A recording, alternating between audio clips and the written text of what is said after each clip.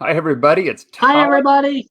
It's Todd and Jeremiah with Talk Fort Dodge again on a lovely Thursday morning. I see the rain coming down outside, and I actually appreciate the rain. I know the farmers need it. We're starting to get enough that I think we're pulling out of that little bit of drought conditions we have, but it's much needed. And um, my youngest son has a little German Shepherd puppy, and we watch her all the time. And the grass in the backyard is so long you almost can't see the puppy. So I called my best friend Stumpy this morning and said, "Hey Stumpy, just so you know, last time they mowed the lawn, they forgot to mow the back lawn."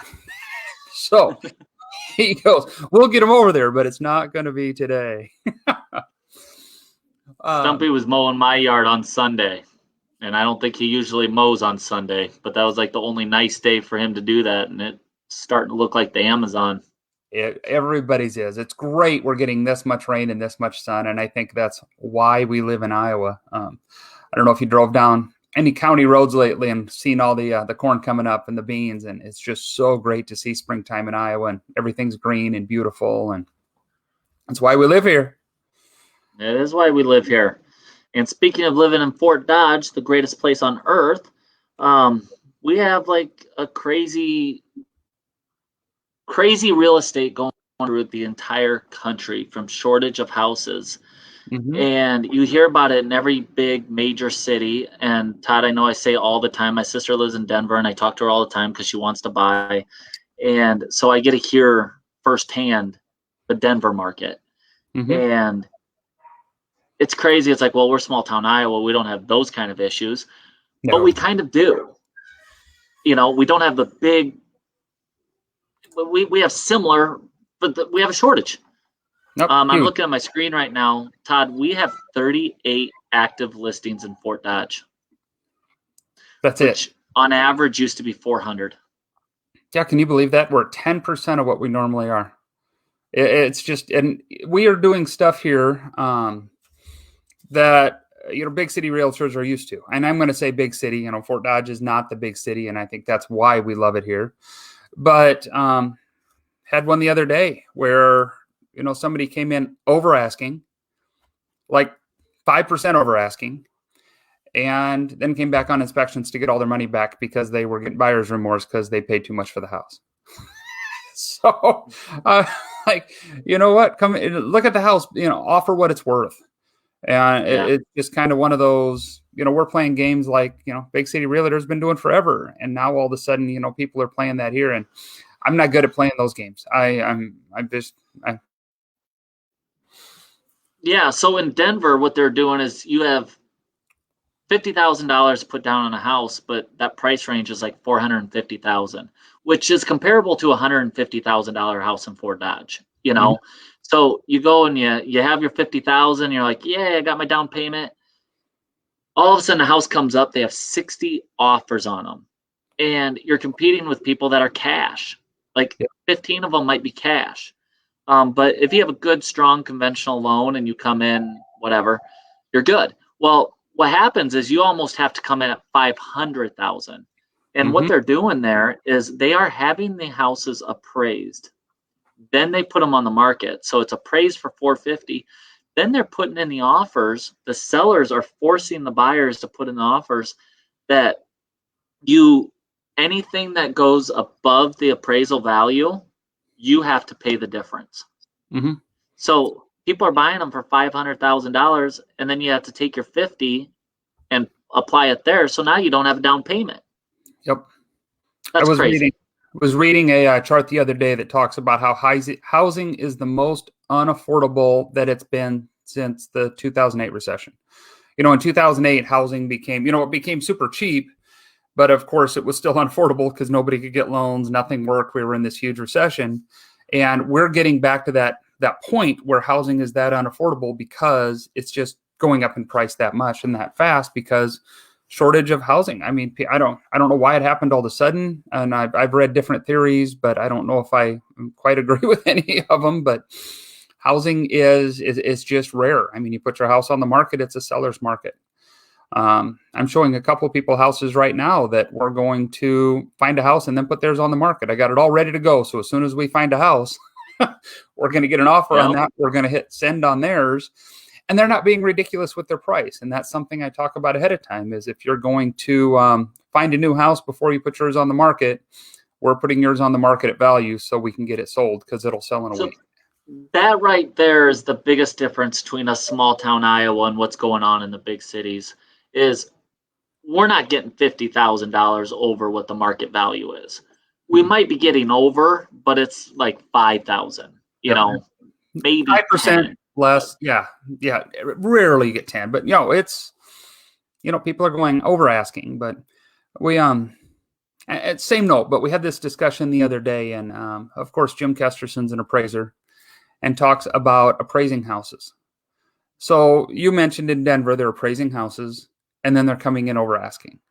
So when you appraise a house, you have to use history to appraise that house. You can't use, current values or what people are asking. You have to use history in order to come up with a value of that house. So it's kind of a unique circumstance right now in that houses are selling for more than that, but we got to find the history to support it. And appraisers are having trouble supporting that. So, yeah. And I've told all my buyers, I'm like, if we're going to go over asking $5,000, you probably want to have that $5,000 sitting in the bank.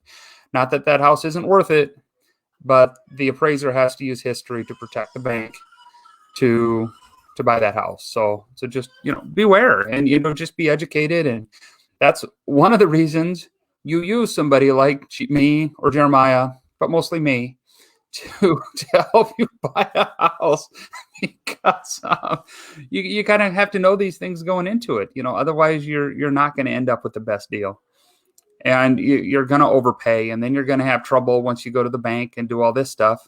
And we take care of a lot of that headache in the first place because this is what we do day in and day out. And I think we've done shows on inspections, but what good realtors do is when we go through houses and we look at houses, when there's an underlying factor, an underlying issue with the house, I just put an offer in yesterday and it had one of those Federal Pacific fuse boxes. We had to have it switched out. Well, we weren't going to wait for inspections to do that. You write that into the offer, and we went over the siding and there's some other issues that we just kind of wrote them down. Now, those are kind of things that since we knew about them, we were either going to deduct them from the price of the offer and tell them that's why we're deducting it, or have them replace it.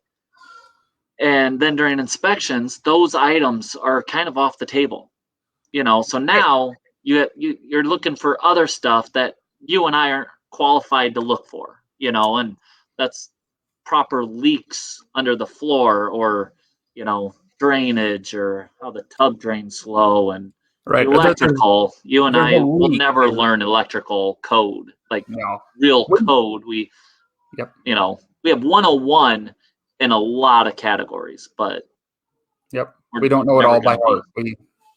But you see it. You see the siding's bad on the garage. You see the furnace is 25 years old. You can walk in there and see it's an old what are those Lennox Pulsar furnaces that they put in the 90s. You're like, yeah, that was put in the 90s. I can tell you right now, the inspector is going to say the furnace is 25 years old. We pay attention to that. The water heater, Fort Dodge water heaters last 7 years. The water heater's 10 years old. Trust me, they're going to say something.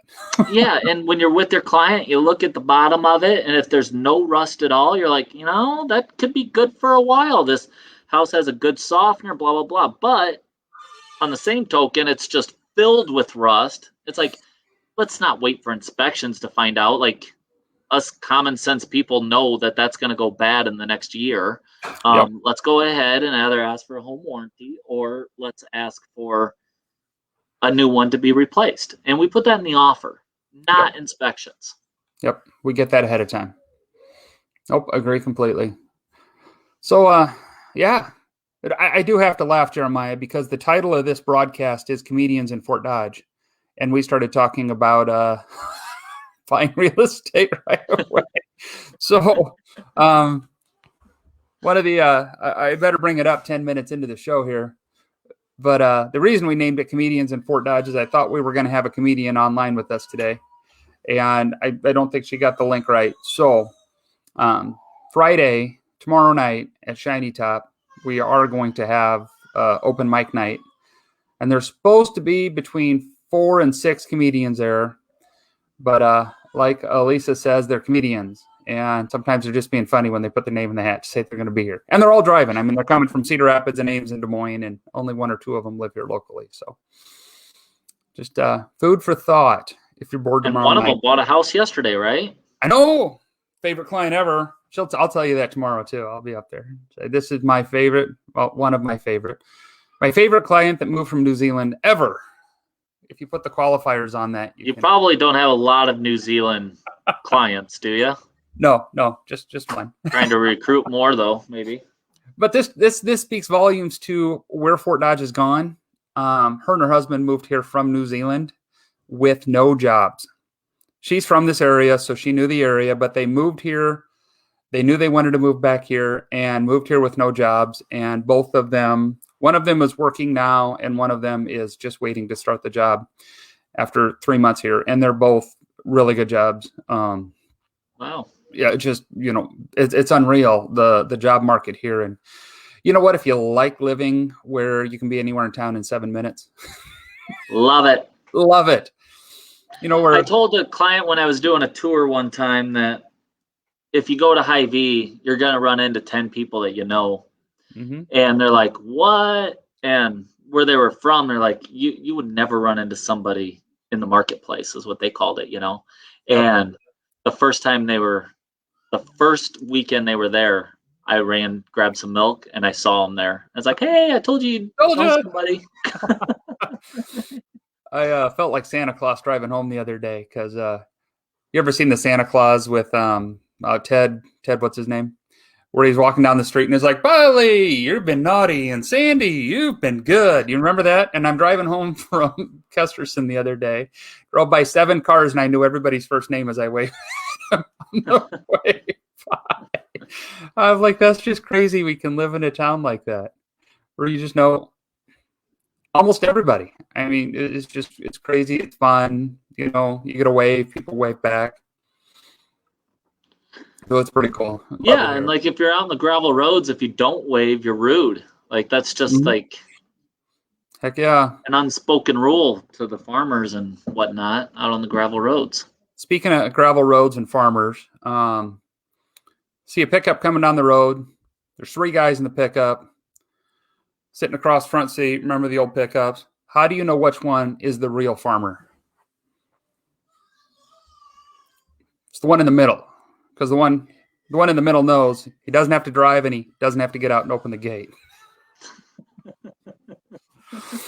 One of my stupid humor farm jokes. Well, if we're going to be doing jokes and farmer jokes, have you heard of the one where the family's driving down the highway and a 3-legged chicken passes them?